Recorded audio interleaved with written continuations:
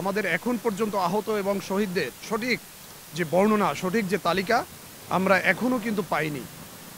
53 বছরে প্রকৃত মুক্তিযোদ্ধারা যখন পর্যন্ত লিস্টেড হয়েছিল না, সেখানে যেহেতু বিভিন্ন ধরনের প্রশ্নবিদ্ধ ছিল সেই লিস্টে, আজ আমরা দেখছি এই 24-এ এসেও প্রকৃত আহত এবং প্রকৃত যোদ্ধারা সেই সঠিক লিস্টটি এখন পর্যন্ত তারা করতে পারেনি। এটি রাষ্ট্রের জন্য ব্যর্থতা।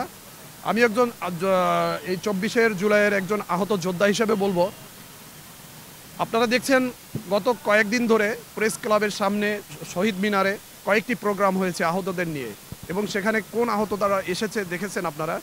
পা নেই, হাত নেই, পায়ে গুলি, হাতে গুলি, মানে খুব মর্মান্তিক, যা ভাষায় প্রকাশ করা না।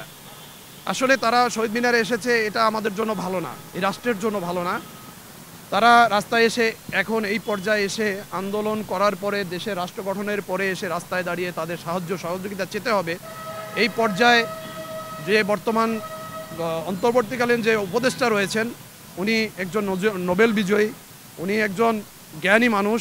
সুতরাং এই পর্যায়ে প্রেস ক্লাবের মতো জায়গায়, শহীদ মিনারের মতো জায়গায়, বিভিন্ন অডিটোরিয়ামে আপনারা যে দেখছেন যে আহতরা যে প্রোগ্রামগুলো করছে, আসলে এটা আমাদের দেশের জন্য কাম্য না, এবং আমাদের জন্য এটা ইজ্জতহানি হচ্ছে।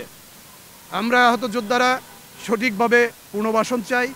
আহতদের পূর্ণ চিকিৎসা, সুচিকিৎসা এবং আর্থিক যে অসচ্ছল যে ফ্যামিলিগুলো রয়েছে তাদেরকে দ্রুত বেগে তাদেরকে অবশ্যই পূর্ণাঙ্গভাবে সাহায্য সহযোগিতা করে এই আহতদের পাশে এই রাষ্ট্র দাঁড়ানো উচিত বলে আমি মনে করি। আরেকটি বিষয় আপনি বলেছেন, শহীদ জুলাই যে আমাদের যে আহতদের জন্য যে ফাউন্ডেশন, শহীদ জুলাই ফাউন্ডেশন, এই ফাউন্ডেশনে আসলে মূলত আমি আমার 2-1 দিন আগের অভিজ্ঞতা আমি বলতে চাই।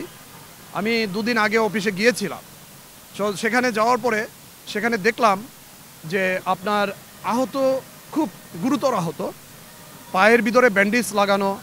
তো হাড়ের ভিতরে এক মুরব্বী আমার সাথে কথা বলছিলেন, হাড়ের ভিতরে তার গুলি এখনও রয়েছে, সে ডাক্তাররা চিকিৎসা করতে ভয় পায়। আরেকজন ছিল শহীদের পরিবারের তার বড় ভাই, সে বরিশাল থেকে এসেছে। তো এই 3-4 জন লোক আমার পাশেই বসা ছিল, তারা তাদের অভিজ্ঞতা শেয়ার। আজকে 12 দিন ধরে ঘুরছি, সমস্ত কাগজপত্র জমা দিয়েছি, কিন্তু আমরা আর্থিক সহযোগিতা পাচ্ছি না, এবং কেউ আমাদের সাথে একটা ভালো ব্যবহারও করছে না।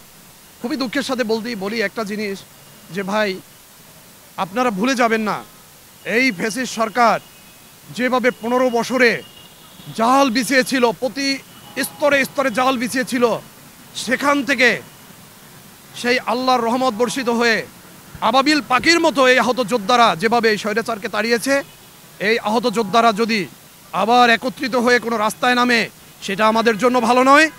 আর যারা এখন তাদের সাথে এই অনীহার সাথে কাজগুলো করছেন, তাদের জন্য শুভকর হবে না। কারণ এই আহত যোদ্ধারা বিস্ফোরক হয়ে রাস্তায় যখন নামবেন, তখন সমস্ত মানুষ তাদের পক্ষে চলে আসবে, কারণ তাদের জন্য এই রাষ্ট্র। এতটুকুই আজকে বলবো। তো সুতরাং আপনাদের মাধ্যমে একটি মেসেজ দিতে চাই শহীদ জুলাইকে, সেটা হচ্ছে শহীদ জুলাই সুবুদ্ধি উদয় হবে, আহতদের এবং নিহত পরিবারদের যথেষ্ট সম্মানিত করতে হবে।